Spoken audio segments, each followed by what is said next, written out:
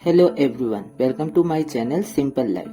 আজ আমরা ত্রিপুরা আগরতলার কসবা কালীবাড়িতে ঘুরতে যাচ্ছি। নাগেরচুলা বাস স্ট্যান্ড থেকে কসবা কালীবাড়ি যেতে মোটামুটি 50-60 টাকার মতন পড়ে যায়। মোটামুটি 31 কিলোমিটার দূরে অবস্থিত এই মন্দিরটি। আমরা সকাল সকালই বেরিয়ে পড়েছি মন্দিরের উদ্দেশ্যে। চারিদিকে সবুজ আর সবুজ, দেখতে অনেকটাই ভালো লাগছিল।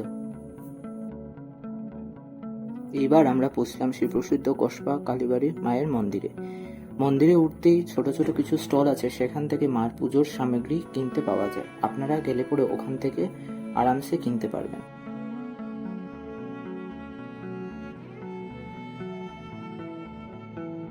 দেখুন মায়ের সেই অপূর্ব রূপ। এখানে এসে মন্দিরের ইতিহাস সম্বন্ধে অনেক কিছুই জানতে পারলাম এখানকার ফলক থেকে, যেটা আপনাদের সকলের সামনে তুলে ধরছি।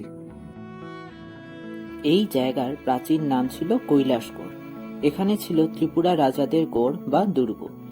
ছিল 950 হাত অর্থাৎ প্রায় 1425 ফুট প্রস্থ এক সেনানিবাস। মহারাজ ধনমাণিক্যের শাসনকালে গৌড়ের নবাব হুসেন শাহের সেনাপতি হৈতন খাঁ 1437 শতাব্দে এই দুর্গ আক্রমণ করেন। যুদ্ধে ত্রিপুরা সেনা এখানে পরাজিত হয়েছিল।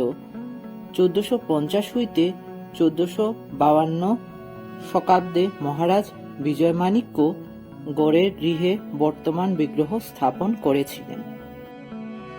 কৈলাস সিংহের রাজমালা অনুসারে মহারাজ কল্যাণমাণিক্য এই মন্দিরটি নির্মাণ করেন।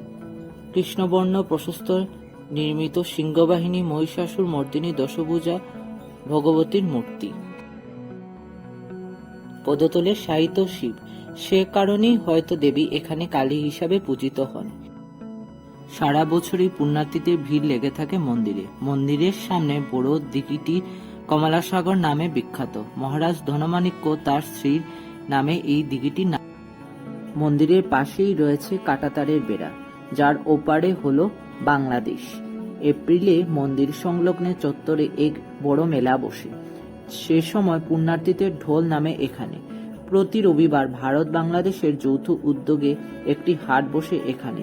দুই দেশের ক্রেতা বিক্রেতা আনাগোনায় জমজমাট হয়ে ওঠে এই অভিনব হাটটি। ভিডিওটি ভালো লাগলে অবশ্যই লাইক, শেয়ার, সাবস্ক্রাইব করে দিবেন, যাতে আরো ভালো ভিডিও নিয়ে আসতে পারি। ধন্যবাদ বন্ধুরা।